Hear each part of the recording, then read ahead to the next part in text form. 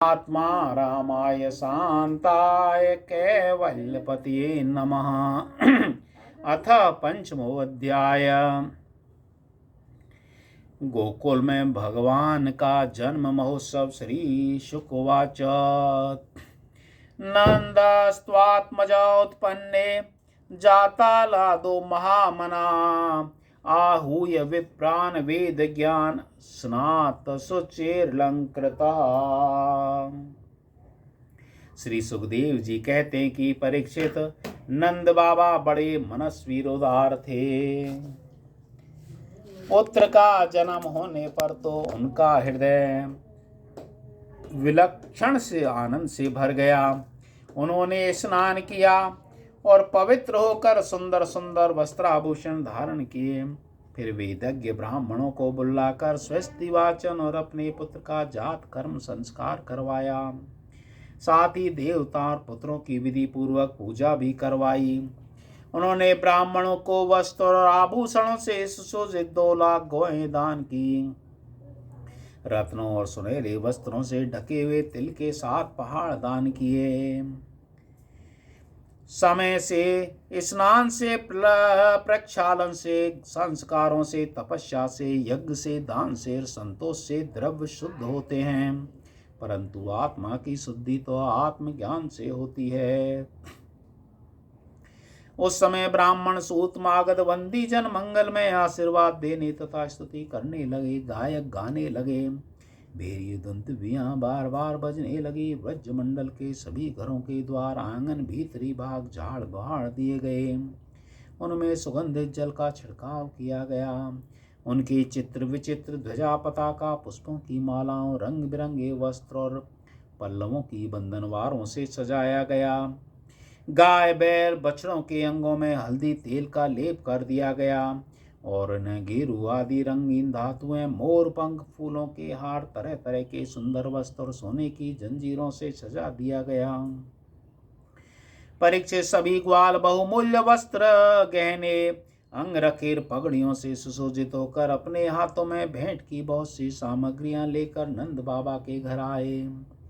यशोदा जी के पुत्र आए सुनकर गोपियों को भी बड़ा आनंद हुआ। उन्होंने सुंदर सुंदर वस्त्र, आभूषण और अंजन आदि से अपना श्रृंगार किया। गोपियों के मुख कमल बड़े ही सुंदर जान पड़ते थे। उन पर लगी हुई कुमकुम ऐसे लगती मानो कमल की केसर हो। उनके नितंब बड़े बड़े थे। वे भेंट की सामग्री लेकर जल्दी जल्दी यशोदा जी के पास चली। उस समय उनके पयोधर हिल रहे थे। गोपियों के कानों में चमकती हुई मणियों के कुंडल झिलमिला रहे थे। गले में सोने के हार जगमगा रहे थे। वे बड़े सुंदर सुंदर रंग बिरंगे वस्त्र पहने हुए थे। मार्ग में उनकी चोटियों में गुथे हुए फूल बरसते जा रहे थे। हाथों में जड़ाऊ कंकन अलग ही चमक रहे थे। उनके कानों के कुंडल, पयोधर और हार हिलते जाते थे। इस प्रकार नंद बाबा के घर जाते समय उनकी शोभा बड़ी अनूठी जान पड़ती थी। नंद बाबा के घर जाकर वे नवजात शिशु को आशीर्वाद देती, यह चिरजीवी हो, भगवान इसकी रक्षा करो। नंद और लोगों पर हल्दी तेल से मिला हुआ पानी छिड़क देती तथा ऊंचे स्वर से मंगल गान करती। भगवान श्री कृष्ण समस्त जगत के एकमात्र स्वामी हैं। उनके ऐश्वर्य, माधुर्य, वात्सल्य सभी आनंद हैं। वे जब नंद बाबा के व्रज में प्रकट हुए, उस समय उनके जन्म का महान उत्सव मनाया गया। उसमें बड़े बड़े विचित्र और मंगल में बाजे बजाए जाने लगे। आनंद से मतवाले होकर गोपगण एक दूसरे पर दही, दूध, घी, पानी उड़ेलने लगे। एक दूसरे के मुंह पर मक्खन मलने लगे। मक्खन फेंक फेंक कर आनंदोत्सव मनाने लगे। नंद बाबा स्वभाव से ही परम उदार और मनस्वी थे। उन्होंने गोपों को बहुत से वस्त्राभूषण और गौएं दी। सूत मागध बंदी जनों, नृत्यवाद आदि विद्याओं से अपना जीवन निर्वाह करने वालों तथा दूसरे गुणी जनों को भी नंद बाबा ने प्रसन्नता पूर्वक उनकी मुंह मांगी वस्तुएं देकर उनका यथोचित सत्कार किया। यह सब करने में उनका उद्देश्य यही था कि इन कर्मों से भगवान विष्णु प्रसन्न हो और मेरे इस नवजात शिशु का मंगल हो। नंद बाबा के अभिनंदन करने पर परम सौभाग्यवती रोहिणी जी दिव्य वस्त्रमाला गले के भांति भांति के गहनों से सुसज्जित होकर गृह स्वामिनी की भांति आने जाने वाली स्त्रियों का सत्कार करती हुई विचर रही थी। परीक्षित, उस दिन से नंद बाबा के व्रज में सब प्रकार की रिद्धि सिद्धियां 8 खेलियां करने लगी और भगवान श्री कृष्ण के निवास तथा अपने स्वाभाविक गुणों के कारण वे लक्ष्मी जी का क्रीड़ा स्थल बन गया। परीक्षित, कुछ दिनों के बाद नंद बाबा ने गोकुल की रक्षा का भार तो दूसरे गोपों को सौंप दिया और वे स्वयं कंस का वार्षिक कर चुकाने के लिए मथुरा चले। जब वसुदेव जी को यह मालूम हुआ कि हमारे भाई नंद जी मथुरा में आए हैं और राजा कंस को उसका कर भी दे चुके हैं, तब वे जहाँ नंद बाबा ठहरे हुए थे वहां गए। वसुदेव को देखते नंद जी सहसा उठ खड़े हुए मानो मृतक शरीर में प्राण आ गया हो। उन्होंने बड़े प्रेम से अपने प्रियतम वसुदेव जी को दोनों हाथों से पकड़कर हृदय से लगा लिया। नंद बाबा उस समय प्रेम से विहल हो रहे थे।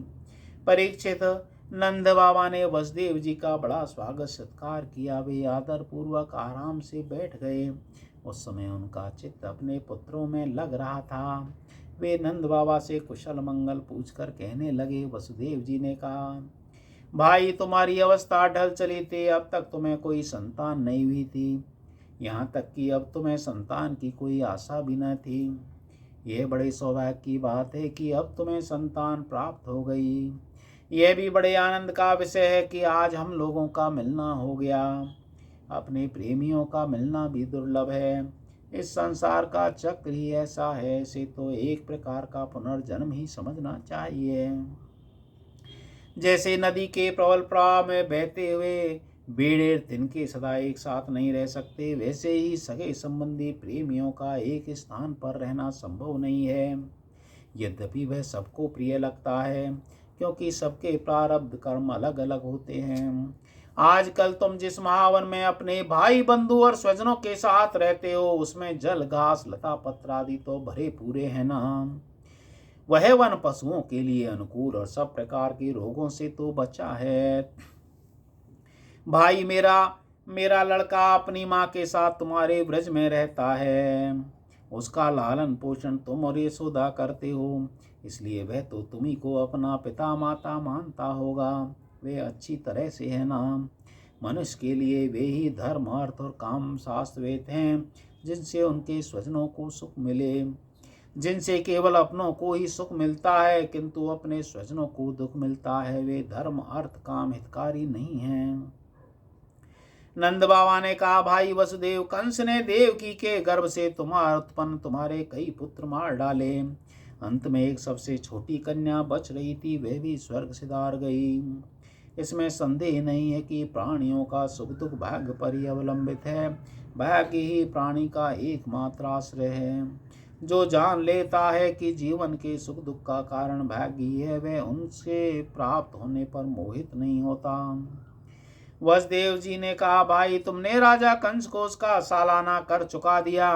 अब हम दोनों भी मिल चुके।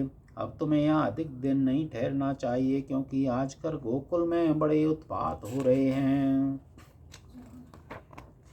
श्री सुखदेव जी कहते हैं, परीक्षित, जब वसुदेव जी ने इस प्रकार कहा, तब नंद आदि गोपों ने उनसे अनुमति ले बैलों से जुते हुए छकड़ों पर सवार होकर गोकुल की यात्रा की।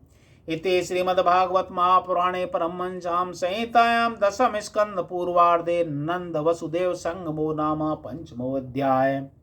बोलो श्री कृष्ण चंद्र भगवान की जय। श्री कृष्ण गोविंद हरे मुरारी, हे नाथ नारायण वासुदेवा। हरे कृष्णा कृष्णा कृष्णा हरे राम राम राम हरे हरे। अथ षष्ठोऽध्यायः।